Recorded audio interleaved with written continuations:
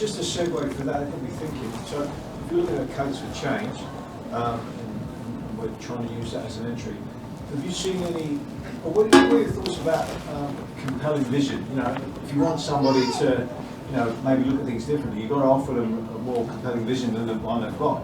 Yeah. Yeah, the whole thing about vision is fraught for me. You need to offer them a vision, what it could look like. But again, boards are conservative by nature, and almost all companies we work for have a vision already, right? All companies. They have a vision and a set of values, and frankly, I wish they wouldn't. And why I say that, I'm not anti-values, far from it actually, but almost without exception, their overarching vision and their values are not in use. They are what we say they are. They look great on the website, they look great on the posters around the place, but nobody's actually operating the core. They actually do more harm than good. Because they always choose values like integrity, yeah, honesty, openness. I was doing a workshop a while ago, it wasn't a care factor. The company actually wanted me to help them to come up with a new set of values. Sure.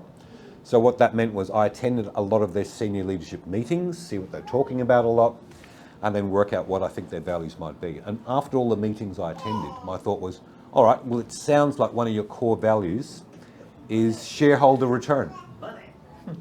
Money. And they said, we can't have that as a value. But clearly that's what you value the most. That's what you talk about. Well, we can't have that as value. So instead, of course, they choose integrity. What's the point?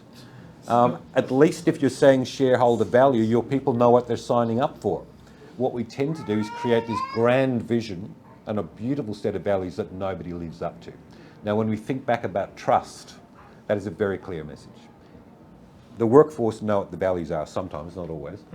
If one of them is integrity, but they see or know their leadership are acting without integrity, what they know is their company doesn't operate according to values, they can't be trusted. So for me, sure, let's have a grand vision, but it needs to be a grand vision we can live up to. So I think we can help them set a great safety vision that's evidence-based, that's research-based, but you still need to have the leaders who are prepared to go along with that. Yeah. And they have their own demands. I don't mean to condemn executives, they have their own demands, including shareholders. This is where it all gets a bit twisted, right? Yeah. Good on you, mate. I was just